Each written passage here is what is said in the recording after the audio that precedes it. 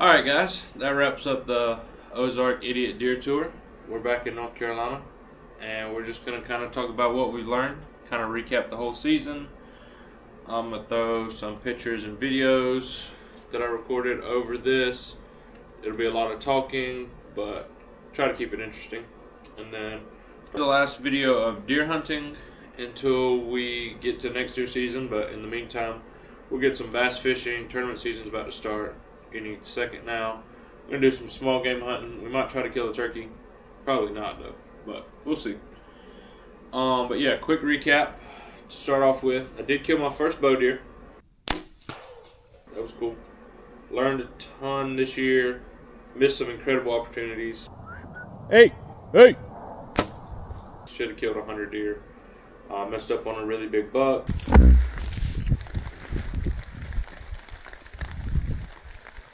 I did get Carla her first deer.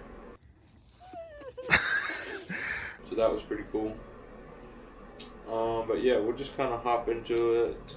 Oh, we did kill some hogs. Went on a gator hunt down in Florida. So that was cool. But yeah, let's talk scouting and trail cam pictures. So, well, actually, first we need to talk about our deer season here in North Carolina. And before that, we should probably talk about last season here in North Carolina. Last season here in North Carolina was really bad. We missed a ton of opportunities without getting into a bunch of detail. Once again, we should have killed a bunch of deer. We made some bad shots. We missed. We hit a few high. It's just a terrible time. So coming into this season, I wanted to get away from that. Wanted to start fresh. I went and got me a brand new bow. Got me a Matthews, not a brand new to me, Matthews V3X to replace my old Bear. Side note, I did drop that bow off at this shop on my hat earlier this week, and they said that it was way out of tune, and the guy who set it up for me did a terrible job. So I do have a little bit of excuses on how badly I performed this year, but yeah, we'll hop into this year. Before we go to Arkansas, we hunted here for about a month, and the second hunt that I had, I smoked a doe, or so I thought. Put it right behind the shoulder. Me and Dakota tracked it into the swamp, got a bunch of blood, and we just lost it somewhere in the swamp. I'm not sure how we didn't find this deer or what, but that one really worked on me. Thought about hanging it up, and then I was like, well, I'll give it one more try. We also hunted some public land before we left, and I had a doe walk up to my stand 6 yards, look right up at me, and I just wasn't ready, wasn't drawn, so we're off to Arkansas. So first week of October, we pull into northwest Arkansas, and we stop by the apartment, drop our stuff off, and immediately hit the woods. So we start scouting, and for some reason I thought I was going to duck hunting, flatland, swampy Arkansas, but I was actually in the Ozark Mountains. Not prepared for that, mentally or physically. I was fat. It was so brutal trying to walk through the mountains. I'm not used to that. So we start scouting, we start seeing deer sign, bumping deer, and then we finally start hunting, but we're getting busted every single hunt because these deer are walking up the mountains, looking up in the trees at me. They're smelling me. The thermals, I've never even heard of a thermal before I got out there. I'm not sure how the wind works in the mountains. It's pretty bad. We're seeing a couple does, a couple small bucks, but nothing worth hunting. Fast forward to a month in, so this will be Halloween. Our cameras are starting to light up. The scrapes and rubs are opening up. But during those 2 weeks, the last week of October, first week of November, we have to go to another plant away from where our hunting land is, about 2.5 hours away. So we don't get to hunt there. And so we throw some cameras up. But that weekend, Halloween exactly, is when I went and killed those hogs. I went down to God's Country Outdoors in Florida, and I made a video on it. It's really cool, but I haven't posted it yet because it's pretty graphic. We were chasing them down with dogs and stabbing them with knives. So I don't know if I'm going to post that on YouTube or not. We'll see. It's ready to post, but I just haven't made my mind up. So, fast forward, we get back, and by the time we get back to our original hunting grounds, It's second week in November, and our cameras are just full of deer. I mean, there's big bucks running does, there's big bucks chasing, hitting the scrapes, all kinds of stuff. I'll throw some up on the screen, but yeah. But it seems like we kind of missed the hot spot. It seems like the hot spot was from the 28th of October to like the 7th of November, and we got back like probably the 10th or 12th, and we just kind of missed everything because we hunted all through to almost the end of November without seeing anything even coming close to a deer. So where are we at now? Now we are in the end of November, right before Thanksgiving. I get a couple free days at work, so I go back to the temporary plant. It's 2.5 hours away, and start hunting there because I felt like I didn't get a good hunt in, and that's when we mess up on that big buck. And I'll put the clips over me talking now, but long story short, I sit in the rain for 3 to 4 hours. I would like to say that we're just having a great time. Absolutely wonderful out here. And look up, and about 12 yards, there's a set of chocolate horns walking right at me.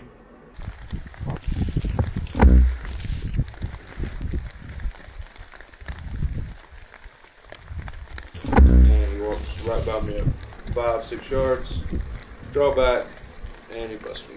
Jumps clear off the side of the mountain, runs away. All that was for nothing. So, then we got to come home for Thanksgiving. I won't say gotta come home, we get to come home. So, the main goal is to get Carla a deer. So, we're hunting hard. We're not seeing anything. So I have to fly back. But the day I was supposed to fly back, my flight gets delayed. So, we get an extra hunt. Bam, we're sitting there. 8 deer run out. And Carla absolutely smokes one.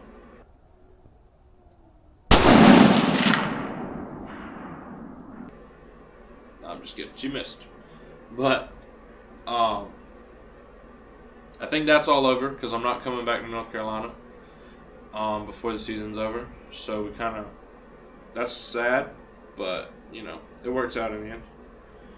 So I get back to Arkansas, still not killing any deer. I get hooked up with this guy at work who offers me the chance to come and hunt his property, which ends up being his backyard. Literally, his house is here. About 200 yards away from his house, there's a wood, and then there's a cow pasture. The woods aren't his, cow pasture not his, but this yard and this edge is his. And then there's another house over here, another house over here.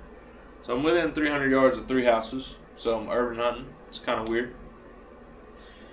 But as you can see from these videos, there's deer everywhere. I saw probably 70 deer there in total. I'm sure a lot of them were the same deer, but you know. I'm almost killing them. I'm getting drawn back. It's too dark to see my pins. I never get to shoot one, or they smell me, or they see me, or they're blowing at me. Yeah, they won't step. I need them to take one more step. They won't, you know, classic sell job by me. And then, yeah, we're still sucking, basically. That's where we're at. And we're not hunting public anymore because we're hunting this guy's backyard and there's deer there every night and we can't kill them.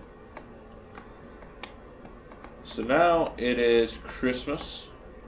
You still have not killed a deer. We still haven't even shot at a deer.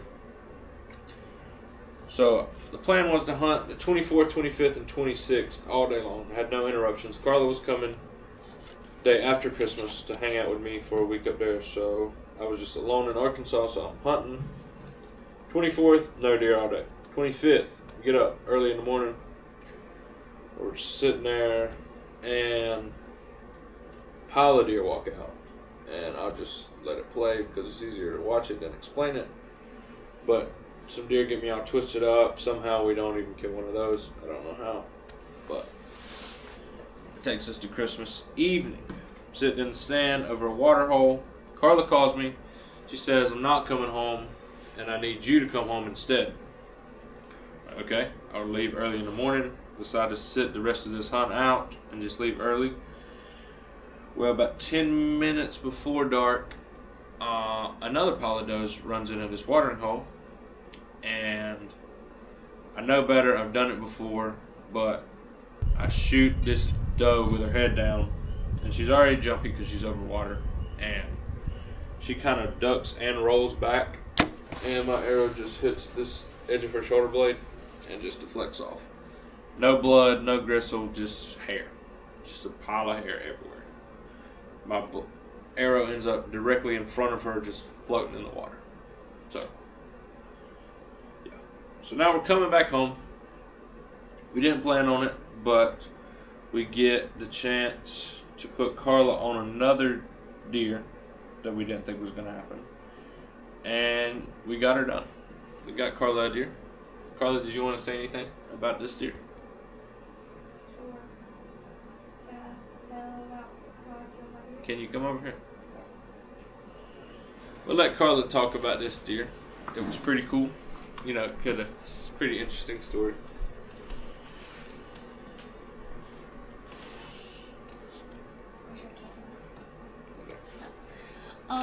Yeah, I killed my first deer. At first, how would I describe this experience? I was getting really tired of going hunting and not seeing any deer, and then when I finally did see a bunch of deer the last time we went around Thanksgiving, unfortunately I missed, and we searched for a while for blood that wasn't there, and I was really excited to get back out in the woods to see if I could finally get my first deer. Especially after all of that, I felt like it was a long time coming. I was kind of losing my patience. So I'm thankful that we got the opportunity to hunt again. And first time we went hunting, I saw 2 deer in the field, but by the time me and Cole were trying to get set up to get my gun set up to where I could really get a good look at them, they heard us. And we started laughing because we were trying to set up the scope, and Cole's hand was in front of the scope. So that was funny. Look at the scope. Baby, you're not gonna be able to see me. I can't see anything.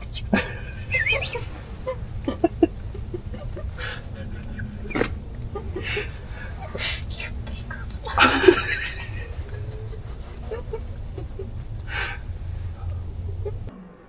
And then when I saw the deer that I shot, I think it was a few nights later, right? Yeah, 2 days later. 2 days later, and 2 deer come out on the corn pile, and I shot at one, and it immediately folded, and Nicole was like, "Oh my gosh, you killed it!" Like, yeah, I know you got it. You smoked her, baby. You smoked her. You smoked her. Oh no, I feel bad. But I saw that its head was up, so he asked me to shoot it a second time, and I did. And then, of course, as soon as I shot it again, I was like, "Oh, let's go see if it's dead." But Cole was trying to get me to wait longer, and I think I kind of rushed that process. And when we went over there, the deer was still alive, unfortunately. And I did shoot it in the lung the second time. I just think I didn't give it enough time to die, and Cole shot it again in the neck. So, just to really prevent it to suffer and to prevent me seeing it from suffering. So that was like a new experience for me. But when we finally got ready to load the deer up, we saw 2 things. One, it was a button buck, and I was kind of sad about that because it wasn't a very old deer. And I just picked the bigger of the 2, and of course I think the other one was a doe. I mean, I guess it could have been a button buck too, but the other one was probably a doe, and that one was a button buck. And so I was sad about that. It's a button buck. Yeah. No. Yeah. And then, second off, when I shot that deer, the first time, you know how I said it immediately folded? Well, somehow I shot low and shot through both of its front elbows. So, unfortunately, before I was able to shoot it the second time in the lungs, it kind of just was laying there with two blown out elbows. So having to see that, on top of it being a young deer, was really hard for me. And I told Cole I was never going to go hunting again. But we made good backstraps out of it. And overall, I feel like we made use of the deer. And like Cole said to me when we were hunting, God gave us dominion over the animals. And as long as we hunt respectfully, you know, with that whole experience, I'm happy that we were able to get something out of it. So I think I probably will go back again next year, and hopefully it'll be a lot better than this year. But it was a whole learning experience. So, but I had fun for the most part. It was cool. Yeah, it was cool. Thanks. What a wonderful story from Carla there. But yes, that's how it happened. It was one of the most graphic things I've seen. You know, normally you shoot them and walk up and it's over. But what a wonderful first time experience for Carla. I really sad she had to see that, but you know, I can't. It just is what it is. I can't baby it down for her. She had to see it how it was. But yeah. So, we got Carla one. Now it's right after Christmas. Carla's killed a deer. I don't feel like sitting in the stand and shooting one with a gun. I just couldn't do that. So I start slip hunting or stalking, whatever you want to do, call it. I'm basically just walking through the woods with a gun, hoping something runs in front of me. I did see a bunch of deer doing that. I only got a shot at one doe, and it was really far. She was kind of running off at 200 yards, and of course I missed because I'm bad. But I did smoke a coyote, so that was cool. And then I saw a little buck, but I didn't want to shoot the little buck. So now it's New Year's Day, a day or two after New Year's, and I'm back in Arkansas, back in the urban spot. First hunt. Button buck walks out, 20 yards.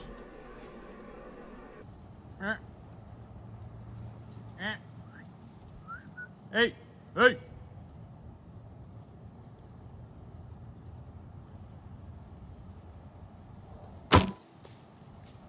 Missed.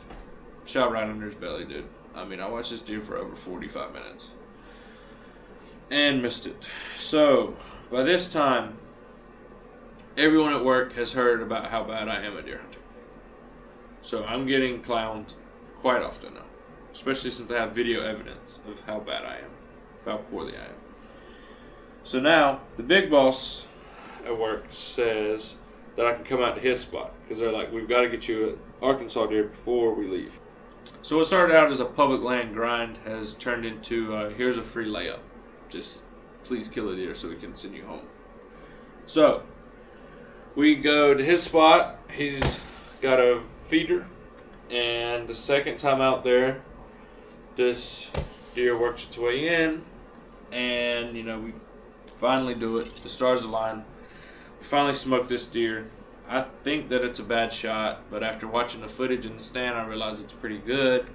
And I walk down about 10 minutes later because it's about to get dark. I wanted to just see because it ran down. I wanted to see if it ran down the ridge, if I could see it from up top. Bam, sure enough, there it is. Ladies and gentlemen, we got him. Show some videos of it. Great shot. I mean, that G5 Mega Meat just blew a hole in it. Like, my goodness. it was awesome. It was really awesome to finally get that deer. Ended up being a buck that dropped his horns. But yeah, that was awesome. That video should be out before this one. I'm working on it right now. The actual clip of me shooting it is hilarious, by the way. It's so funny. So, let's see.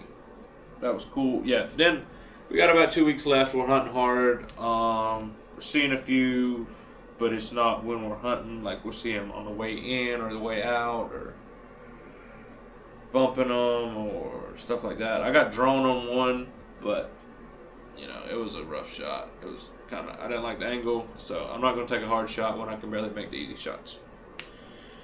But we did get a deer in Arkansas. As my boss said, Cole won. Arkansas deer 38. But we got the one. That's all that matters. So recap of Arkansas. It was awesome. It was a bunch of highs, a bunch of lows, a bunch of missed opportunities, a bunch of burnt boot leather. I mean, the mountains are different. But I wouldn't change a single thing. I might change killing that buck. I would like to kill the buck. But, all the other things, we'll just count them up as lessons learned. One day, when I'm really good at bow hunting, it'll be all right. It's kind of like how Michael Jordan got cut from his high school team, his JV team, whatever. That was kind of my Michael Jordan moment. So, now I got to win my 6 championships next year. But let's talk about what did I learn. I learned this for hunting, but kind of just for life in general. I got 2 things that really stuck out to me. Number 1 is do the little things right. There's just so much that you can't control. So at least do the little things that you can control. Don't let those come back to bite you. Stuff like getting up on time, having your release out. Got caught with my release under my jacket and we couldn't get it out. Deer running right up under my stand. Paying attention, got deer walking up on you, playing on your phone, scrolling on TikTok. Having a positive attitude, packing the right gear, like not forgetting your water or forgetting an extra layer so you're not freezing. Things that take very little effort but can make or break you. And that's not just for hunting. So basically just control your controllables. Number 2, good things happen to those who make them happen. It's not just enough to want it. I would say most people in general have similar goals in life. For hunting, for example, would be, I'm going to say most people are trying to kill a deer, maybe kill a big deer. Let's say that's 99% of hunting people's goals. But obviously you have people who kill big deer and you have people who don't. And the difference is how they go about it. Their systems is the difference, not the goals. Same goals, different systems. So we all know you can't will a deer to come out. I mean, how many times have we sat in a stand and been like, man, I wish a deer would come out. And you just hope and pray. But you've got to make it happen. Yeah. The difference lies in the systems, not the goals. People who are successful are the ones who put themselves in the best position to make it happen. So that was my 2 life lessons or whatever. And then other things I learned was more like skill-based. I learned like recording, never recorded a hunt, editing a video, YouTube, your bow hunting skills. I mean, there's a lot to be desired there, but I still learned a lot. Learned a lot about deer, finding sign, running cams, how to hunt in the mountains, what thermals are, wind shifts, all that good stuff, how to read a topo map.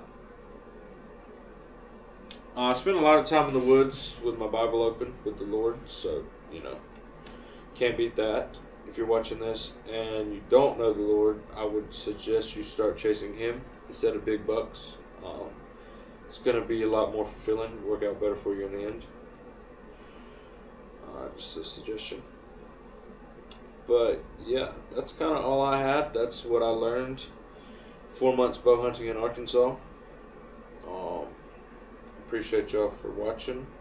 Some of the videos were good, some were bad. There's a lot of stuff that didn't make it. A lot of intros of me saying, alright guys, going hunt, see if we kill something. Alright guys, we didn't see nothing yesterday, we're going to kill something today. Alright guys, we haven't seen anything all week, we're going to get one today. So, a lot of footage. I thought there would be a lot more videos than there were. Luckily we came down here twice and got caught and killed one. Those videos did pretty good, those were cool. The 2 that I posted were kind of trash, but hey, it's hard to make a hunting show without the deer, and that's my fault. But coming up, we're gonna have I got a slingshot on the way. We'll learn how to shoot that.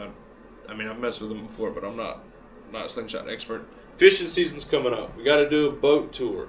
Last year I rebuilt a 2000 tracker from the ground up. Basically just kept the hull and the motor was rebuilt, and I redid all the floors. Spray painted that thing bottomland camo. It's pretty sick.